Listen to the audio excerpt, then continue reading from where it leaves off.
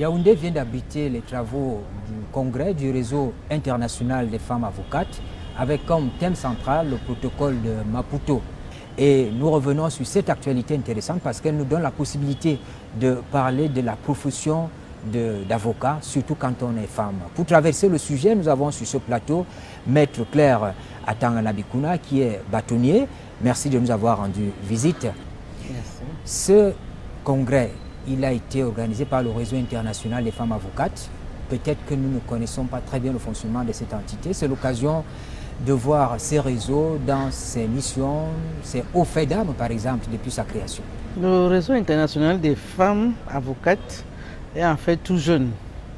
Il a été créé au Rwanda, à Kigali, il y a 2 ans.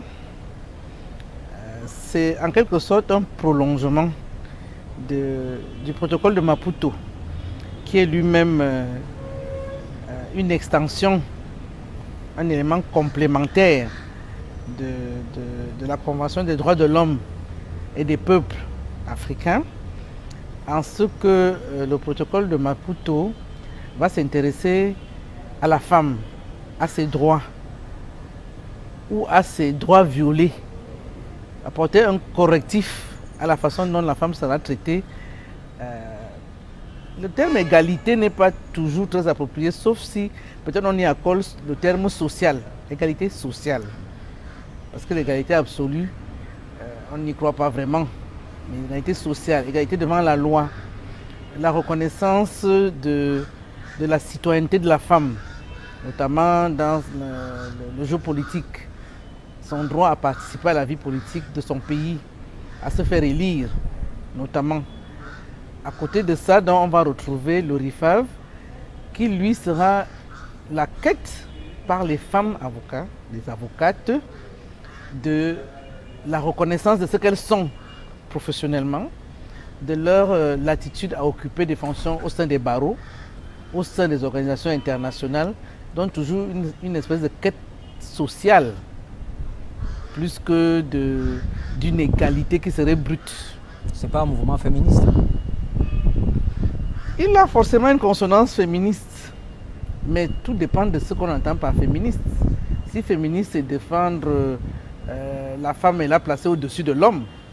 Défendre Non. cette égalité sociale aussi. Mais c'est justement dans le sens de l'égalité sociale, oui. Parce que nous devons vivre ensemble, les hommes et les femmes. L'illusion qui voudrait croire qu'il n'y aurait pas de différence ne peut pas beaucoup tenir. Mais nous avons un problème en Afrique qui est quand même que cette notion d'égalité sociale n'a pas encore fait son chemin. À l'occasion de ce congrès, vous avez fait venir les pionnières du barreau du Cameroun. Il y avait notamment Maître Alice Nkom, Maître Marie-André Ngwe, Maître Brigitte Ada Nengue qui étaient là dans la salle. Mais ce qui nous intéresse ici, c'est que les prises de parole des unes et des autres nous ont permis de comprendre que exercer la profession d'avocate, surtout quand on est femme, ce n'est pas la chose la mieux partagée. Il y a beaucoup de difficultés. Mais quel est le problème? Il n'y a pas de problème en soi. Moi, je pense que c'est aussi une question d'évolution de la société, surtout africaine, puisque je parle quand même du point de vue d'une africaine, mais même mondialement. Au début, l'homme allait dehors, la femme restait à la maison. Avec le temps, la femme allait à l'école, elle a plutôt bien réussi, parce que statistiquement, il est quand même prouvé que les femmes réussissent plutôt bien à l'école. La femme devient instruite, la femme se forme, la femme avocate, comme nous avons dit pendant ces travaux du RIFAF, comme l'a très bien démontré Maître Nkom, Alice. J'imagine que pour elle, c'était plus difficile que pour nous. Pour nous, c'était un peu plus facile et c'est davantage facile pour celles qui arrivent aujourd'hui. Parce que justement, nous gagnons socialement des places. J'imagine que Maître Odile Mbalambala, lorsqu'elle dit « je veux être avocate », ça ne va pas de soi. L'évolution de la société fait que nous avons plus de facilité à entrer dans toutes les professions. Et je me fais toujours le plaisir et le devoir de dire que la femme camerounaise est parmi les pionnières. Lorsque, il y a 10 ans, on trouvait encore dans certains pays des femmes célébrées comme première femme huissier, on en avait plein. On a des femmes dans l'armée. La femme camerounaise a déjà gagné sa place par son travail, par son intellect. Partout où ça paraissait peut-être impossible ou alors très difficile. Donc la femme camerounaise ne souffre pas vraiment de cette situation-là. Mais la femme avocate? Je vais terminer sur la femme camerounaise. Allez-y. Ce dont souffre la femme avocate, c'est la représentation générale. C'est-à-dire la femme avocate, la femme camerounaise est formée, elle pourrait exercer tous les métiers, mais elle n'est pas suffisamment visible ni représentée. Pour ce qui concerne la femme avocate, je pense que réellement, elle n'a pas de difficulté pour exercer son métier. Ce n'est pas ça le problème. Elle aura davantage de problèmes par rapport à la gestion d'elle-même et de son temps.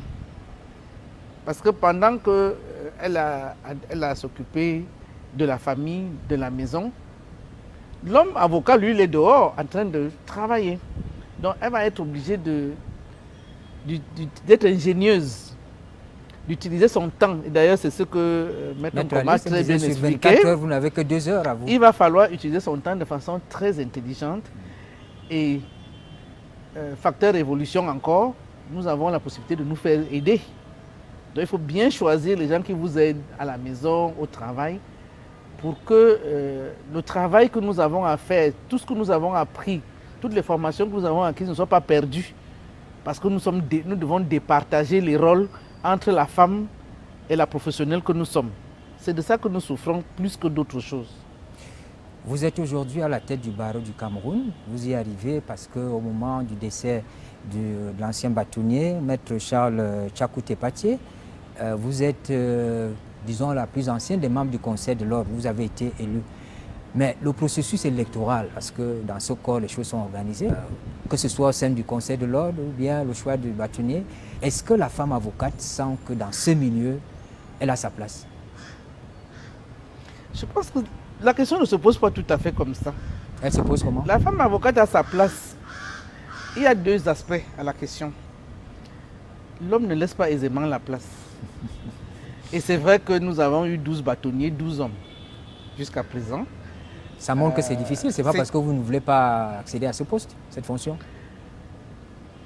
C'est la deuxième partie du problème. La deuxième partie du problème, c'est la femme elle-même. Est-ce que la femme va mobiliser assez de moyens, assez de temps, assez d'énergie pour y arriver, ou bien absorbée ou noyée par les autres éléments, elle va faire un choix qui va peut-être faire en sorte qu'elle ne soit pas plus visible.